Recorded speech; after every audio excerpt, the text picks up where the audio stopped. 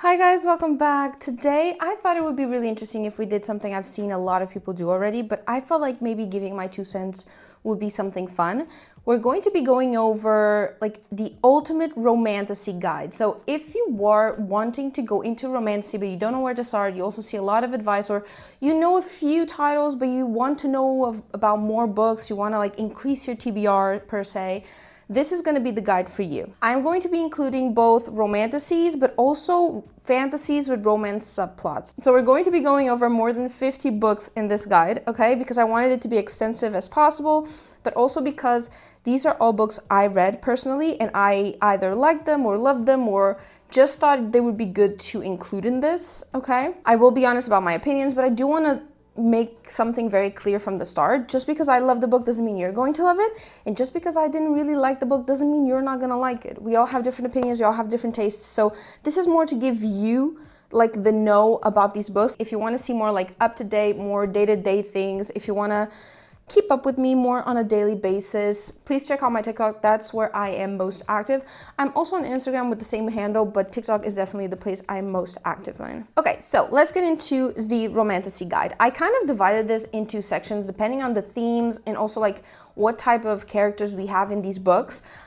So they're kind of divided like that, but I'm going to try to make this as simple as possible, so I'm not going to overcomplicate it too much because I've already tried filming this video once. I will also let you know when they're more like fantasy than romantasy, and I'll also let you know if I didn't read like the full series and I only read one of the books or two of the books, okay?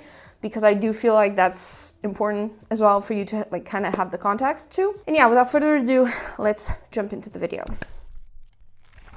Okay, so let's start off with dragons, right? Let's say you want to read a romantasy that has dragons in various different capabilities, right? So first off, we have Fourth Wing. We've heard so much about this, okay? But this is like Dragon Academy. There's dragon riding, there's competitions, there's death and murder. There's a lot of that. The romantasy in this is also very, very, very high, and that's why people love it so much. I like the series a lot. I am going to be continuing with the rest of the books, and it's very much a very well-loved series. You also have When the Moon Hatched. Now, for me, this one's a little bit overrated, but we follow an assassin that's basically captured by this dragon rider in this world that revolves around 3 different types of dragons, if I'm not mistaken. And like there's various kingdoms and they're all ruled by evil brothers, basically. She basically figures out stuff about her past. We also have diary entries from a different character that we don't know who they are, and we're just following them growing up and becoming their own person as well. It's really to tug your heartstrings. For me, it was a bit overhyped, but I do know that a lot of people really, really liked it. I do think the world concept of this book is very unique. It's a very beautiful world, and I'm definitely reading the next one, so that's also another one. And we have also On Wings of Blood. It's also kind of an academy setting, so think Hogwarts, like really heavily Hogwarts inspired, okay? Which for me wasn't great because it just got a little bit too old, but we followed this Fae girl that landed in this world of vampires. And she's the only Fae girl, and she's also the only dragon rider because the Fae were dragon riders.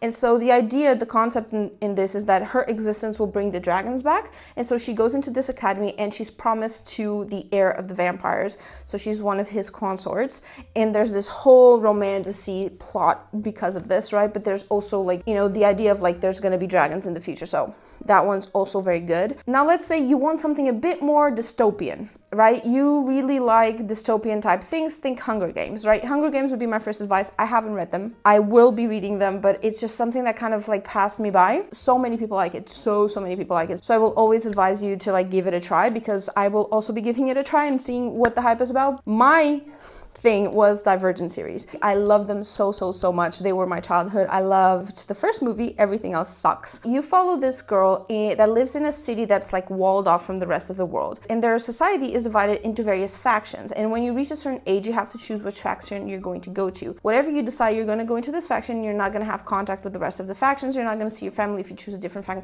faction from your family. All those things. Things aren't told how they're supposed to be because, come on, it's a dystopian situation, right? There's people in power that shouldn't be in power and trying to control others. So there's this whole concept around that and her being different from everyone else. It's a really, really beautiful concept. I really loved the series. I absolutely loved it. It is teen. It's a teen book, so do keep that in mind. This one, I would say the romance is a subplot because the dystopian is very heavy. And nextly, we have The Bone Season. That is my current read at the moment. I'm doing a reread because I love the series so much, and I want to read the last book that came out this year. It's the 5th book in the series. It is awesome. It's based in a world where clairvoyance exists. So people read, like the palm readers, the ones that commune with the dead, things like that. It's all like magic surrounding that and surrounding spirits and the dead. And they live in this world that is conquered by a government entity, right, that is after the clairvoyants and trying to destroy them. And our main character gets captured and taken to a concentration camp where she unravels the secret behind this whole government entity, and she starts fighting against the oppression of clairvoyance, which up until then she kind of just brushed it off her mind. I can't even begin to explain how good it is, but also the romance subplot is very small, mind you. It's very small, it's very slow burny, in a way, like throughout the series. And you'll understand, you might think I'm tripping if you read the books, but like if you read the whole series, it's very slow burning. They go back and forth a lot. It's enemies to lovers and forbidden romance. It focuses mainly on the fantasy aspect of it while having the little bit of subplot with the romance, but it's so good. Now let's say you want something a bit more on the Sapphic side. I have a few options for you. I don't have a lot. I do want to read more of it. I didn't realize until now that I only read a little bit of it, but I do want to read more Sapphic romances. Girl, Serpent and Thorn is a really, really nice book. So it follows this girl that's poisonous to the touch, right? So every time she touches someone dies, basically. And she's been held in captivity her entire life, like just secluded into a room, and no one knows she exists. If I'm not mistaken, she's a princess, okay? And she ends up recruiting the help of someone that might like help her break the curse and everything, but she's betrayed by them, okay? And then the story kind of unravels through there. It's a very simple, cute little story, right? It's one and done kind of romance. It's not a series, it's a standalone, but it's a very beautiful story, and I really, really, really loved this book. It's very like fairy tale-esque, and I think it was based on some kind of fairy tale. I'm not 100% sure, so don't quote me on that, but like I'm pretty sure it was. You also have Cinderella is Dead. Now this is more of like in a world that's based off Cinderella's tale, right? Where princesses or just the girls in the kingdom go to the prince's palace to be the next bride of the prince or the king or whatever, right? And so they show themselves up to the king, but then the girls disappear, a lot of them disappear, something weird happens, and we're following a character that doesn't want to go to this, doesn't want to fit into these kind of concepts, doesn't understand why other girls want to go, but is being forced to go. She also really likes the tale of Cinderella and starts to unravel, like, wait, maybe the tale that they're telling about Cinderella isn't exactly as it's been told. There's a lot of miscommunication, and maybe Cinderella didn't really agree with any of this, but we don't know. It's a really interesting concept. It's a really interesting story. I like the twist it gives to the Cinderella tale. And the romance in it is very cute as well. I really, really liked it. And next up we have Bitterthorn. Now, I will be honest from the start, I don't like this book. It was not for me, but I do know that a lot of people like it. So this is basically in a world where there's this witch. Every X amount of years, the town needs to give her one of their men so that she can keep protecting them and keeping magic alive, something like that. And this year, the princess is given to her, to the witch, because she's kind of rejected. There's a stepmother that doesn't want her, you know. She's also like not very princessly, you know. She's very like loves to garden and take care of plants and just is always kicked up in mud, things like that, you know, very tomboyish. So she gets sent to the witch, and it's just her relationship with the witch unraveling. It's a very like slice of life-y book.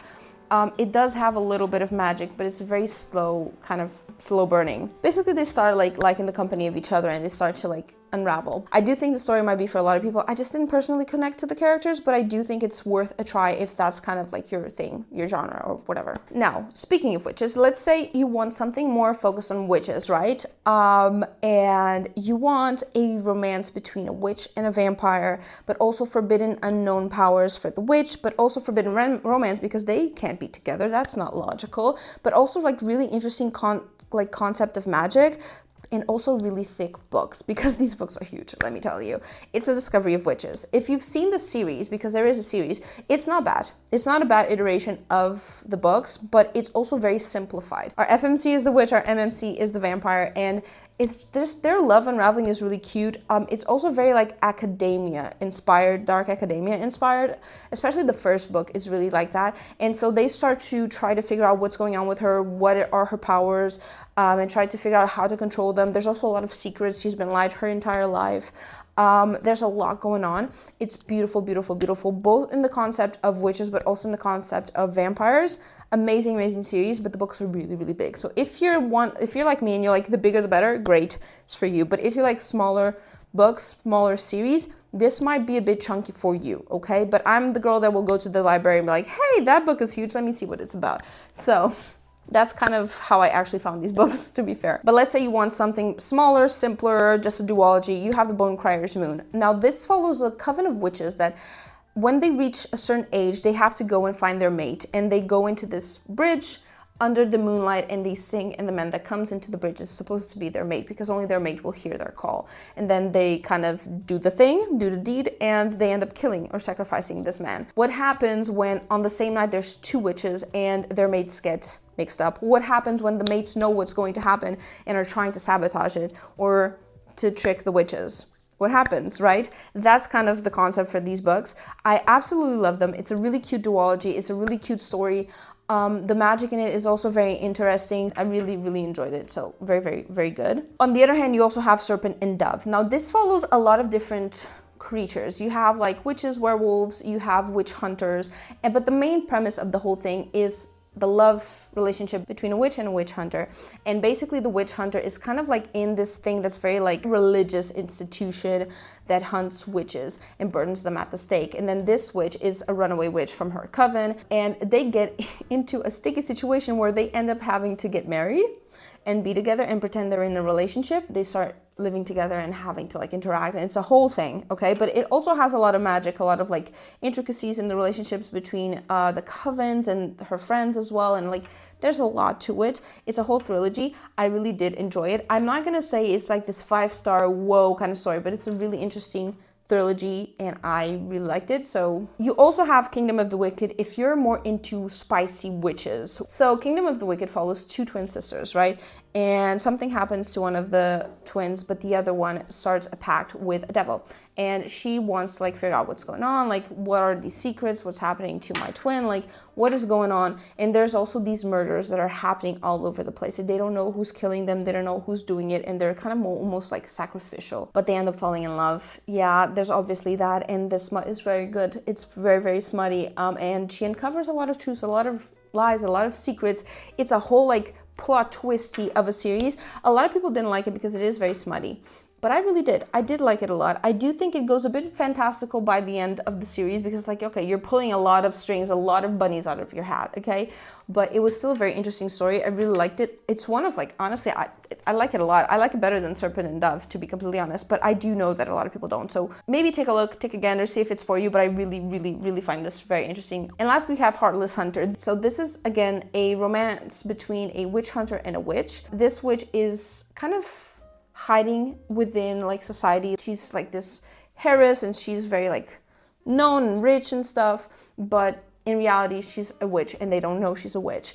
And she's trying to free other witches that have been captured, and she's especially trying to free one specific witch. And so she gets close to the witch hunter to gain information, but the witch hunter suspects her, but it's also gaslighting himself. And so they're both trying to catch each other and they end up falling in love. It's not a bad concept. I do think like they fall in love really quickly based on what happens. The second book wasn't for me though. I will say, if you don't like miscommunication, or if miscommunication like enrages you, the second book probably won't be for you. But the first book has a little bit of miscommunication, but it's fine. But yeah, that one is also a nice romantasy that you can check. We've talked a little bit about vampires, but I have a few other recommendations for vampires specifically. The Serpent and the Wings of Night is definitely one of my favorites, by Carissa Brabant. And she has like this whole world, which is the Crown of Nyaxia world, where there's like a lot of vampires and a lot of different stories happening inside this world. But this one is the main one. And it follows a human girl that is the like adopted daughter of the vampire king, and she goes into this deadly competition to earn a favor from their goddess Nyaxia, and she can ask anything from the goddess. And usually in this competition what they do is they'll try to get the crown from the king, because it's a kind of like kill or be killed kind of world, but she is just trying to get to the end for her own devices.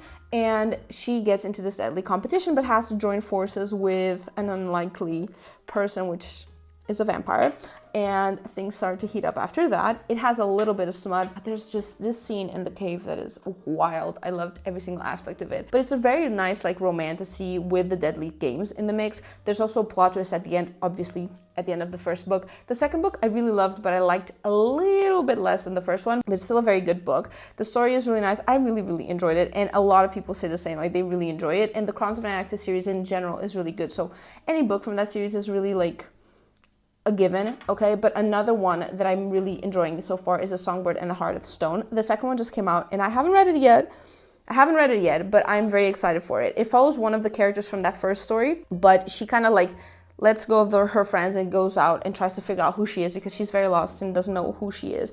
And she gets captured and has to like work for this prince of a different like family of vampires. And she goes and tries to help this prince kind of keep tabs on the underworld. But then, you know, obviously Romantasy here, they start to like get close and stuff. It's a very cute book. It's a very cute romance, but also gives you a lot of insight to like this character's life. I do think if you're going to read this, you have to read the first one first for you to get a concept of who this character is, but you can also read it alone if you prefer. It's also doable. Now you also have From Blood and Ash. This is one of those famous series that everybody talks about. It's technically 2 series long, and you can intermix the series to read them together. I read first of From Blood and Ash series, and then I read the Flesh and Fire series. I think that's the name. I like the From Blood and Ash a lot more than the Flesh and Fire. I will say I like it a lot more, okay? And so we followed this girl. She's supposed to be virgin, very clean. No one's seen her, nothing. No one's touched her. She's never been close to a boy, nothing. And she gets this new guard that's like starting to guard her, but their relationship starts to get a little bit fiery. What he doesn't know is that she's also like been practicing sword fighting. She's a really good fighter. She's really good with swords. She sneaks out constantly and goes exploring the world. You have vampires that are like actual typical vampires. They can't go out in the sun, and they drink blood, and they're uncontrollable, and their bloodlust is uncontrollable. But you also have like good vampires. They're kind of like elves, but like vampires. And like they drink blood, but it's like they're good people. They're rational. They're okay. They can go out and about at any time of the day. They're pretty cool. And then there's like shifters. You have dragon shifters. You have wolf shifters as well. And they also play a big part in that world. There's also gods on top of that. There's a lot going on. The story is very complex, but it's very interesting. It's a really good romantasy.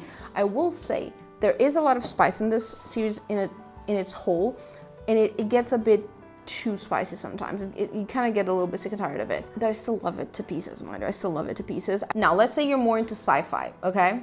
And that's kind of the vibe you're looking for, is sci-fi books, but you want to get a little bit into romantasy, so you're trying to get a little bit of both, right? I have a few options, okay? Not a lot, but I have a few. So first off, we have Carve the Mark. Now, this is a more teeny book, okay? But this is basically in a world where like there's a lot of planets, and the planets like they travel in between each other, right? And we basically follow these 2 characters, a boy and a girl, from a specific planet that's divided in half. And one half is very like deadly fights and whatever. The other half is more like farmers and more peaceful, things like that. And these characters, one is from each side of the world, and they end up getting together and having to join forces. They don't want to, they don't trust each other, but they end up in a spaceship together, and now they have to fucking figure it out, okay?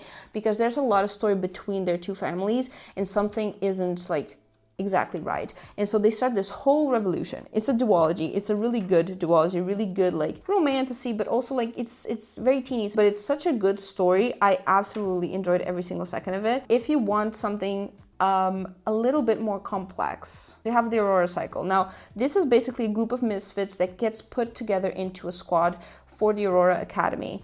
And they also have one person that was like found afloat in a ship in the middle of nowhere, a broken ship in the middle of nowhere. And you're trying to figure out what happened to her, like how did she get here, where does she come from? And they go and embark in this whole journey across the stars, and they have to like do these missions for the Aurora Academy. But they end up putting a few pieces together they weren't supposed to, and they become fugitives. Yeah, they become fugitives, and now they're wanted throughout the entire galaxy, and we see them go throughout the entire galaxy just running a bunch of shenanigans. It's just such a good read. It's a trilogy, and it gets better and better as time goes on. Love this. It's my favorite sci-fi book ever. This is like subplotted with romance, but it's mainly sci-fi, okay? Next up, we have the Lunar Chronicles. This is another one that's pretty teen. I don't know why I go towards the teeny ones, but each of these books follows a fairy tale. So Cinderella, Red Riding Hood, things like that. And it's in this sci-fi world version of our world, where you have cyborgs, but you also have humans, and you have robots, and you have a colony on the moon. Each of our characters is a different like fairy tale princess, but they all come together to fight to save the world, basically. It's a very cool concept. It's a very cool world. The story is very well told. You also have romance between each character and like their MMC, right? So it's such a cool concept, cool story, cool world. honestly really liked it. So if you have like the fairy tale retelling with the sci-fi and the little teeny romances, this is a really good series for you. And lastly, we have Cryer's War. Now, Cryer's War is more of a like, it's a bit of a different concept. So it's also Sapphic romance, but it is in a world that you have automatons and you have humans. And the humans used to rule the automatons until the automatons took over the humans, and now the humans are their slaves basically, and just treated really badly, really poorly. And you have this princess automaton that gets close to a human girl, and she doesn't know this, but she is a rebel. The girl is a rebel, and they start to fall for each other. And it's this weird concept because the human doesn't even understand that the automatons can have feelings, but then the automaton is like, this is crazy, I can't be falling in love with this human, like they're humans, like this, you know. There's this whole thing, but also the political side of it. You see a lot of the political struggles and like power plays, all of it. Like there's a lot of political aspects to it, but also like forbidden love and forbidden romance. And the story is so good. It's 2 books. It's a simple duology, not very big books, but they're so good. It's such a great story. Following with the retelling thing, because we were just talking about like fairy tale retellings, there's a few other retelling books that I also really enjoyed and I wanted to include in this guide. The first is the Plated Prisoner series. Now this is initially a retelling of the King Midas story, so the king that turns everything to gold. We follow a girl, her name is Oren, and she is the plated prisoner because she is fully gold, and supposedly Midas turned her into gold and keeps her in a cage inside the castle. So there's parts of the castle that are caged in, and she has this full system of bars that keeps her secluded into her like little bars. So she has her main room, which is a little cage, but then she has like passageways she can take to go into the library or go into the main hall or go here or there, right? We get to see Oren grow and become so much more. So she starts as this like Stockholm Syndrome 101 perfect example of this, right? She is completely in love with her captor, and then throughout the books you see her evolve and grow and just come out of that and just realize, okay, there's more to this life, like he's not good for me, all of these things, and she grows and evolves into this beautiful woman. And I think that's kind of the thing that touched me the most. So if you like more of like character development stories, really heavy on like dark topics as well, okay, she goes through a lot, and you just like to see the psychological side of things and her growing, this is definitely for you. It's a beautiful romance. She ends up finding her true mate in the end, and it's beautiful, and it has one of the most amazing MMCs in the history of MMCs. Top tier book boyfriend, gals. It's top tier. So it's one of my favorite series of all time. So yeah. You also have Legendborn if you want more of a King Arthur and the Round Table adaptation. I didn't know it was this before I started reading it, but I really love it. So we follow a character in America. She's a Black American girl. This is important. It's relevant. And she's going into the school where there's an elite of white kids, and they are all together in this academy, and they're all together in this kind of club that's very Arthur-esque club, and they're basically the Knights of the Round Table and their descendants, and they're all very white, okay? And we see her go through like realizing, okay, I'm actually a part of this world, of this magical world that I didn't even know existed, but I am a part of it. And she also has to fight a lot of racism and just xenophobia in general. And you get a lot of like perspective on the Black American like experience, especially in like a small place, small towns and things like that. I really like the main character. She also has like multiple love interests, kind of like a love triangle of sorts, I will say. I love the first book a lot. The second and third book kind of went downhill a little bit for me, but I still really love the story a lot. We also have A Curse So Dark and Lonely. That is a trilogy, and it's basically based on the Beauty and the Beast retelling. It follows a different character on the second book, and then the third book brings everything together in a way. But basically, it's this prince that goes into our world and kidnaps a girl and brings her to his world, where he has to figure out if she's the one that's going to break his curse or not. This is also like, this main character also has a very specific health condition. I think it's cerebral palsy, if I'm not mistaken, and it's a lot like, you also get that perspective from her, and I think it's a really good book to open your eyes into what cerebral palsy can look like from like various different degrees. So I think it's a really good like romantasy trilogy. Lastly, we have ACOTAR, and the only reason I put ACOTAR here is because it's technically a Beauty and the Beast retelling on the first book. I didn't clock it, to be fair. I don't know how I didn't clock it, but I didn't clock it in the beginning.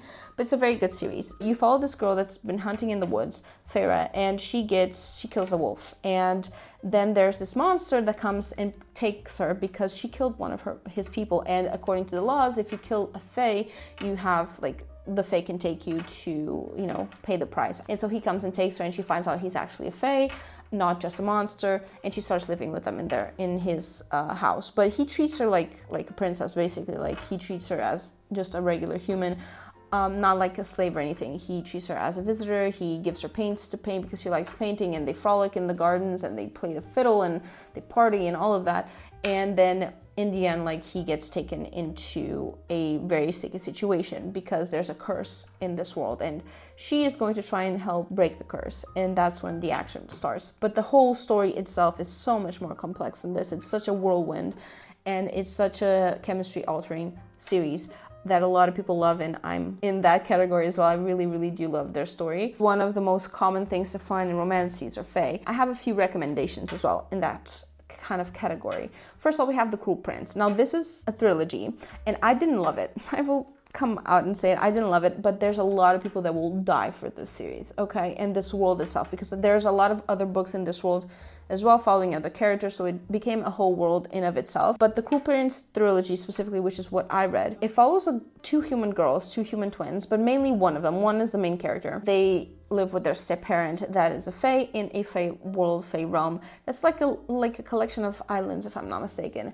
And it's just a weird fae world with weird animals, weird plants, weird customs, everything. The fae are liars and cheats and stuff, and they have to survive in that world. It's not meant for them, and they're also picked on a lot, like bullied a lot, and Jude does not like to take it. And so she starts to fight against the fae and starts to want to poison the fae and like kill them, and starts training for that. But then also there's like a subplot of romance that kind of happens where it's like really, really enemies to lovers. Like, they literally hate each other with a passion, until that passion turns into something more, you know what I mean? It's sold as like a romantasy, but it's really a political fantasy with a romance subplot, okay? Like, don't go in thinking you're gonna have the romantasy plots and all of it and all of that. No.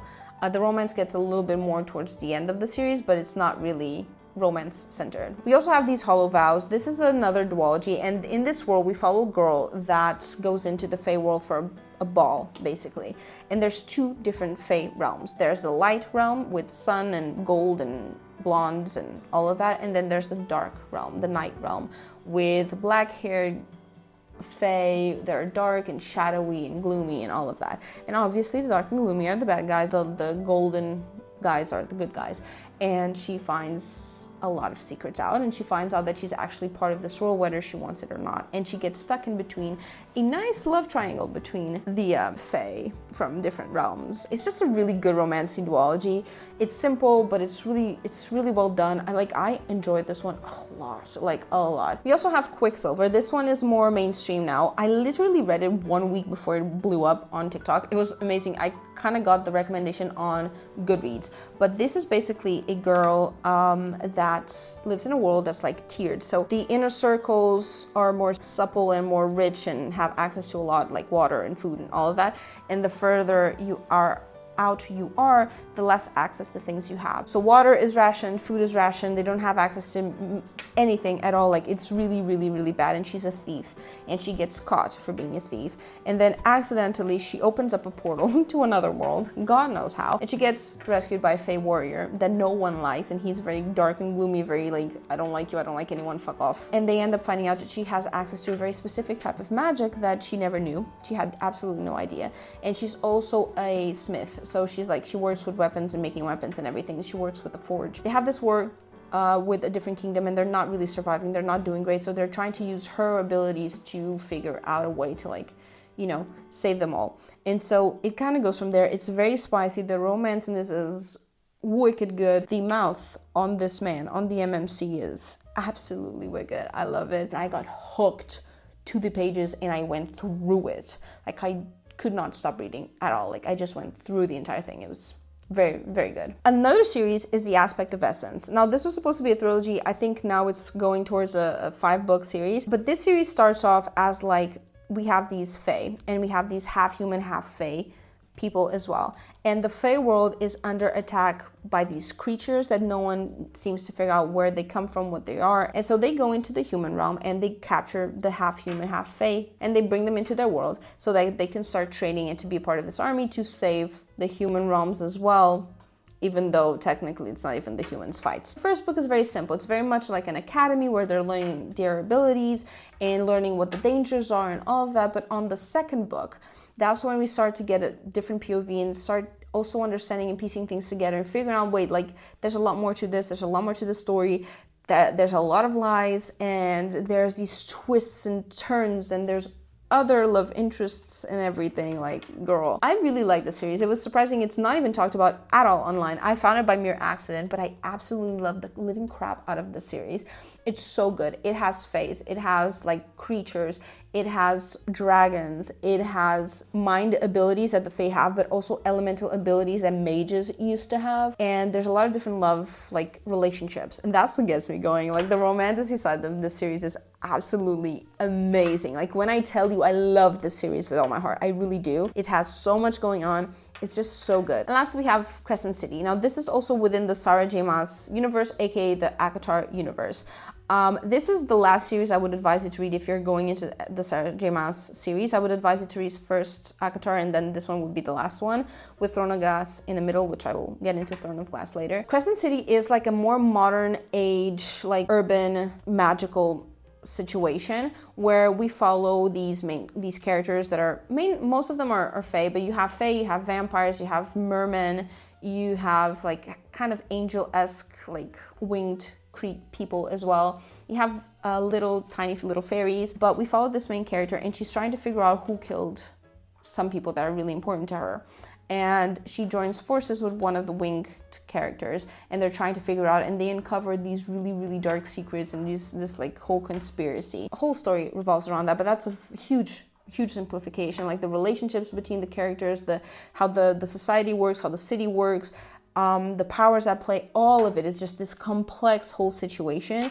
I really, really liked it. I do think it's the series that I like the least out of the Sarah J. Maas universe, but it's also a very good series in of itself on their own. Now, jumping into something like completely unrelated, and I don't have a lot to talk about this like kind of genre, little sub-genre I found here, but it's Carnival / games, like, those little fair games and things like that, things inspired by that. And you have two series. First of all, you have Carnival. I read the entire series, like it's a trilogy. I read the entire thing, and it follows these two sisters, and one of them, and they're obsessed over this carnival fair deadly game thing that happens, and they're obsessed with it. And so one of them runs away to go join that, and the older sister goes after her to try and save her, basically. And she jumps into this whole game thing. It's a whole situation. There's a love interest, and then the second book follows the younger sister, and the third book kind of pulls the story back together and just, fills in the blanks and everything. Carnival isn't bad, and a lot of people do really enjoy it, especially for the game aspect and everything. It just didn't connect to me personally.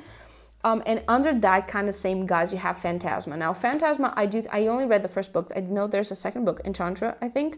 I did not read that. I read the first one, and that was more than enough for me personally.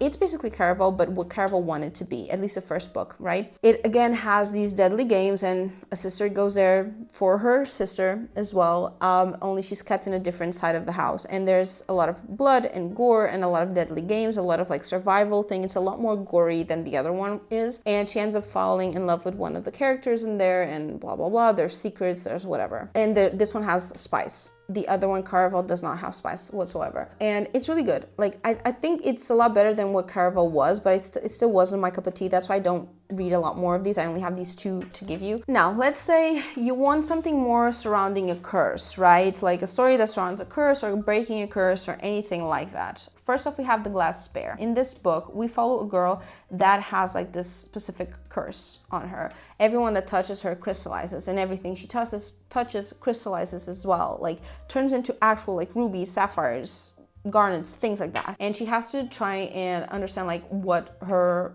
what is this curse, like how can she survive, and she runs away from her family so she doesn't, you know, kill anyone, doesn't hurt anyone she loves, and she ends up falling into an enemy's hands. This curse affects her entire kingdom and it affects her family, and it starts like messing around with her family and with her family members. It's a really interesting story. It's a duology. It's very cute and easy, and it's just like very small. We also have One Dark Window. This one is more like dark and gloomy and atmospheric. The magical like concept of this whole world is very unique. Okay, I have never seen it in any other way. So magic in this world is surrounding cards, very specific types of cards, and some cards are very like unique. You only have 1, 2, or 3, but in who owns this card has the ability that this card possesses. And we follow this main girl. She is cursed by one of those cards. She was like literally possessed by one of those cards, and she has to live with that curse, and she's hiding it from everyone else. And she ends up meeting, like, she's constantly just trying to hide like that she has this curse, otherwise she'll be killed, but she's also trying to help other people from being tossed out.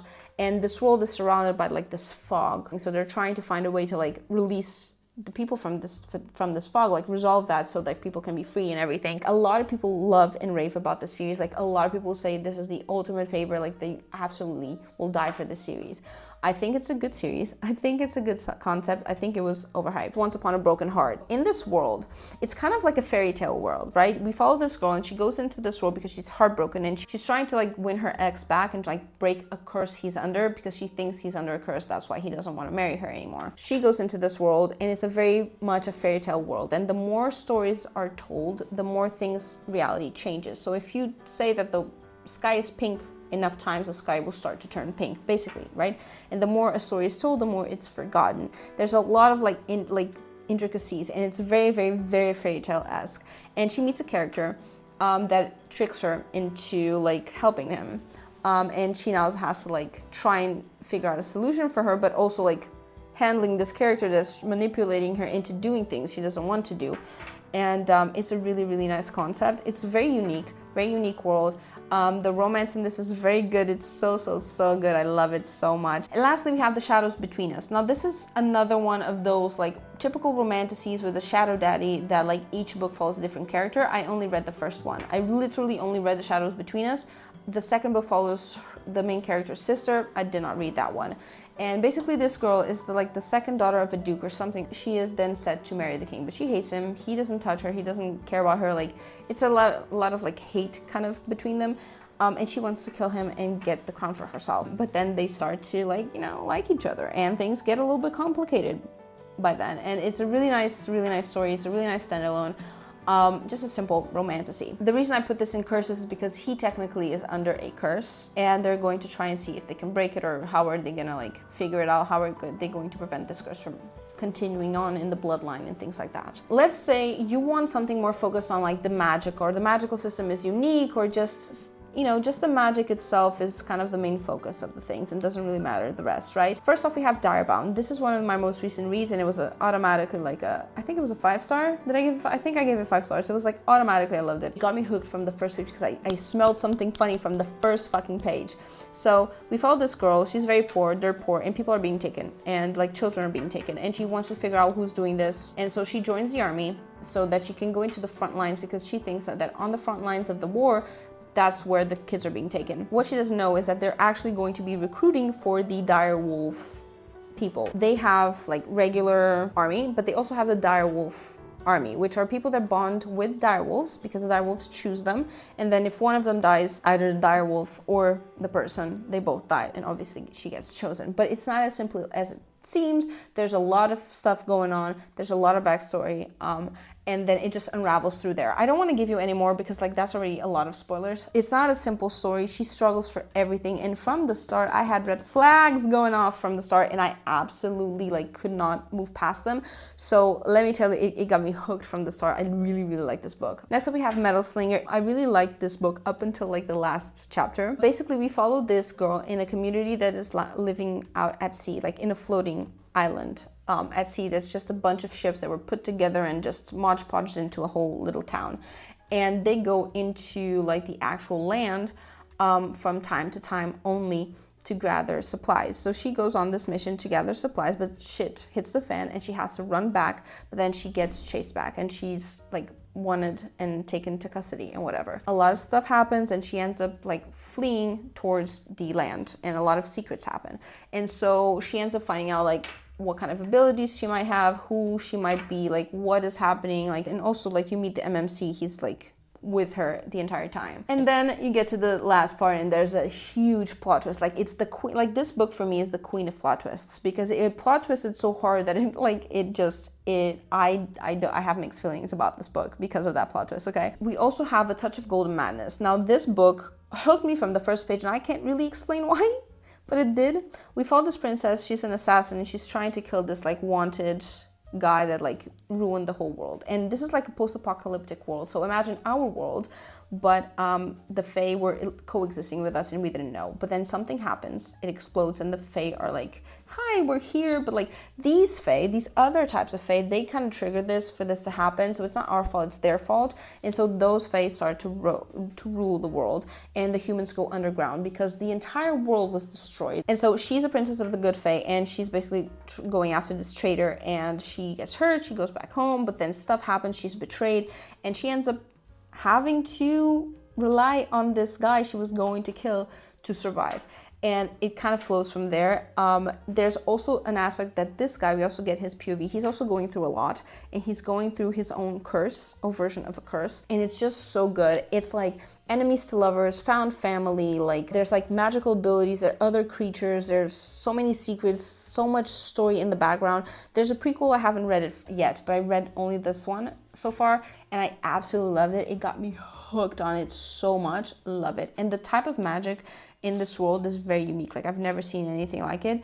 They use like ultraviolet and like infrared type magic, and also elemental magic in the mix. And so it's very, very, very interesting concept. Now, if we go into something a bit more simplistic, right? We have Sorcery of Thorns. If you don't know this book, like you haven't been on TikTok for a while then, but this book was everywhere a while back, and it's basically follows this main character, and she's studying to like deal with books. Like in this world you have the magicians that like fight and stuff with magic, and you also have the record keepers, the ones that like the librarians, sort of speaking, and she's fighting to be a librarian. That's what she wants to be. But these books are magical. They're not regular books, they're not regular tomes. Like they are magical tomes that have their own personalities and wants and needs and everything, and she can connect to them. Shit hits the fan. Obviously she ends up, you know, befriending a magician, and he helps her and he keeps her in her house, and it's like forced proximity, but also they're trying to unravel like what is going on, because people are getting attacked, people are dying, things aren't right in the realm, so they're the only ones that can figure it out and like possibly solve it and save people. And so it's kind of like that, but also slightly love triangle-y, slightly. It's not technically a love triangle, but like we like to believe it is, to be fair. It's a very cozy romantasy, you know?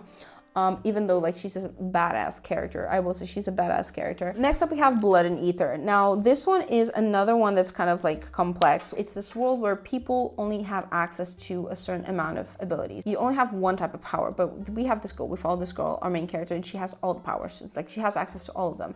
But we also have our male interest, that he's not who he says he is, and he's more than he seems. They become friends, and it's friends to lovers basically, but she's keeping a secret. No one knows she has multiple abilities, no one has any idea, and it's very much an academia romance, right? It's very much academia, they're studying, everything just evolves from there. There's a lot of like BDSM talk as well, and there is spice towards the end of the book, and this is supposed to be like a full-on series with like a bajillion books, so I'm very excited to read the rest. Lastly, in this whole magic concept, I wanted to add the Shadowhunters universe. Whatever series you want to start with, whether it's The Last Hours, The Mortal Instruments, whatever it might be that you want to start in this realm. I started with the first series, the big one, where we follow Clary and Jace in this world where you have all these magical creatures, warlocks, witches, vampires, werewolves, but also demons. And demons are coming into the world, but to fight demonkind, we have the shadow hunters, and they're like part angel,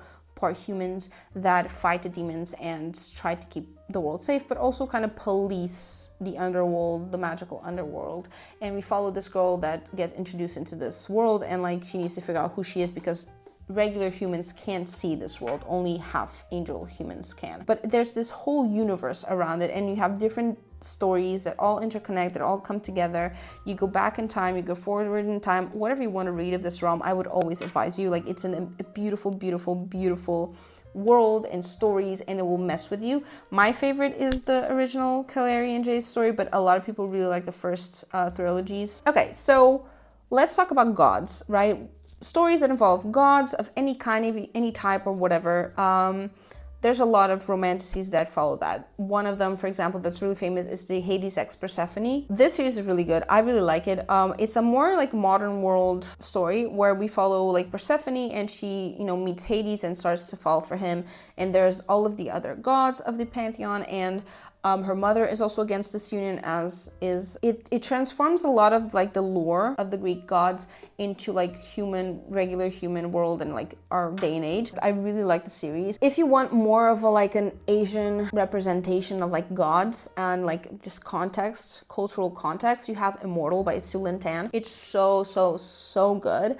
I feel like I liked it so much more than I thought I was gonna like it. I just thought it was gonna be a simplistic story, but it's not. It's rather complex, and it takes you through a whole trip. And we follow this girl. She is a part of a family that's guardian of the sacred mountain for the gods, because the underworld is past that mountain. And if they don't guard it, if they don't do their job correctly, creatures from the underworld will start to like take over their world and fight the gods and all of that, yada yada. She doesn't want to keep doing these things. She doesn't want her people to be imprisoned and like starving and just having to survive the whims of the gods, right? So she starts to like fight against it, but there's a god that is going to like help her because he actually loves her. I really liked it. It's so incredibly good, and the setting is also very, very, very good. Next we have Book of Azrael. Now this does not follow like specific mythological gods from our world, but it has a mix of gods and like devil creatures kind of. And these gods and these creatures fought once. We follow Diana. She's one of these like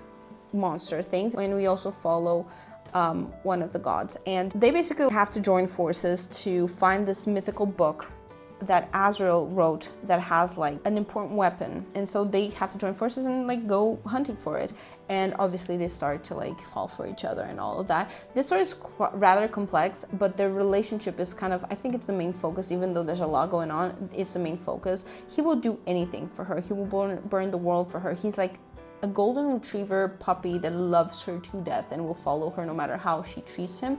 And she's a badass FMC that is extremely stupidly powerful, and she will raise the world like that. Really good series.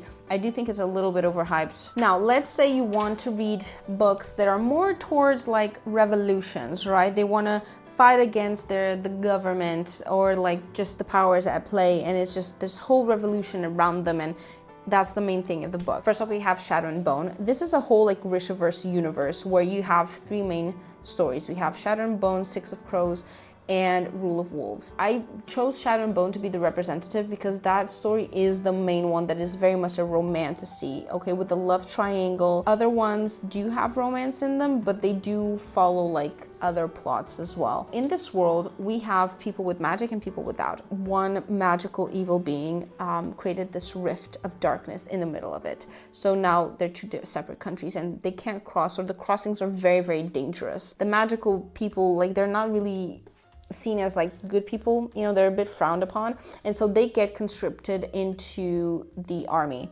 And there's this faction in the army that is just for the magical people, and they use these specific clothing, and depending on the color of your clothes, like, it will tell you what type of magic you have, and there's very specific magic. I think it's a very like unique concept in terms of magic, and the way like the world is organized. We follow a girl, like two orphans, that they joined the army, and then one of them, like the girl, finds out she has power, and it's a power that no one has seen in like ages. And so they're basically separated. One goes towards the army, and she gets taken into like the special army section, and she has to start to learn to use her magic and all of that, and also like makes friends. But she also starts to understand that there's a lot of complexities towards that rift, and they are trying to use her for their own purposes, either to control the rift or destroy the rift, depending on the faction. Again, revolution, we also have Red Queen. Red Queen is based in a world where you have blue-blooded and red-blooded characters. Ones have powers, ones don't. Ones are royalty, ones are just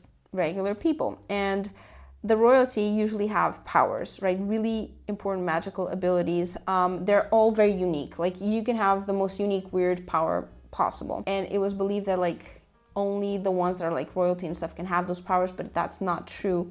There's actually regular people from just the regular world that can have those powers. And so we follow a girl that she kind of like falls into the royalty's trap and finds out she has magical abilities. She did not know. She had no idea she had them, but she did.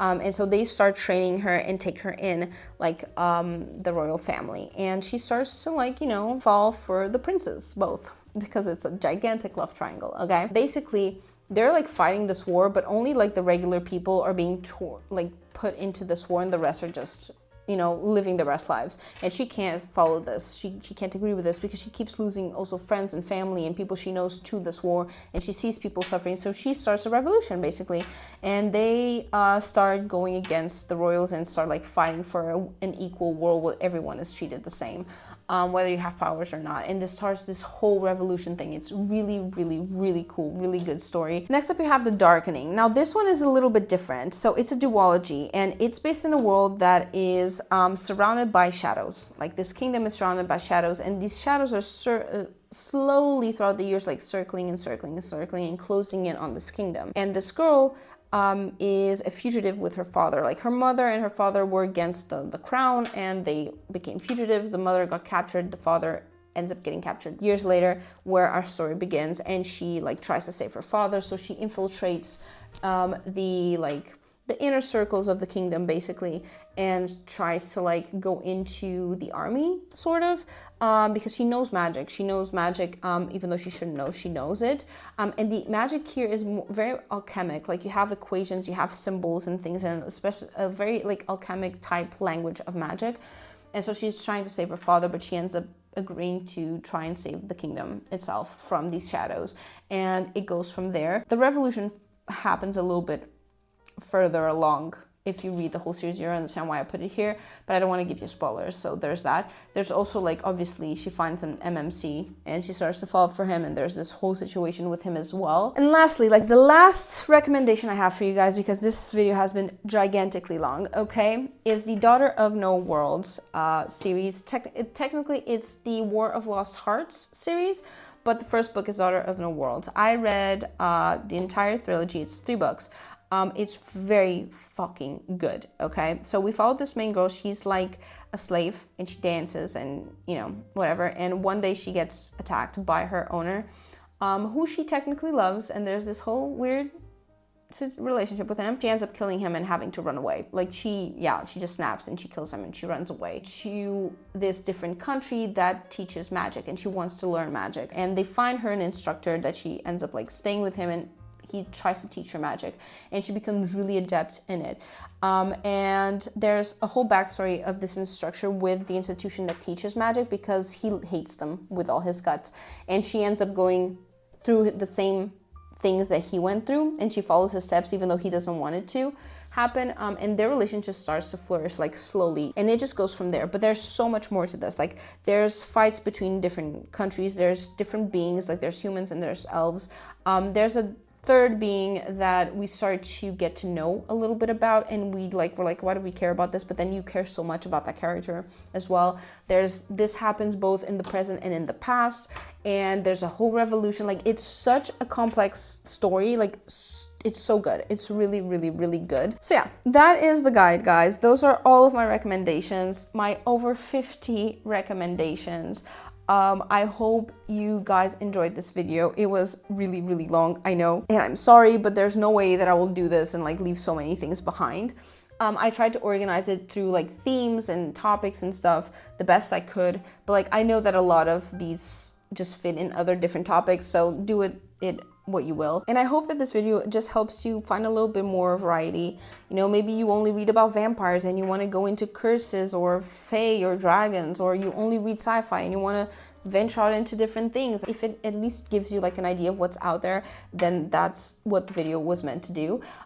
If you have any recommendations for me, a girl is always open for recommendations, okay? Like, the TBR is endless, but honestly, I don't really care as long as it keeps adding up, like as long as it's good. If you like the video, don't forget to give it a like, subscribe, because a girl is here to make content for you every week.